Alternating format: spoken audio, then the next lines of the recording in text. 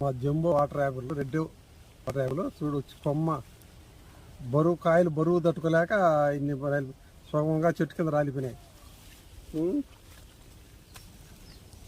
Jumbo water ఇమార కాపు కాసాయి. ఈ తొలి సంవత్సరం కాపు 2 ఏళ్ళకు మాకు 2 ఏళ్ళ కల్లా పూర్తి కాలంగా అంతలాగా పూర్తిగా పంట వచ్చేసింది. చూడు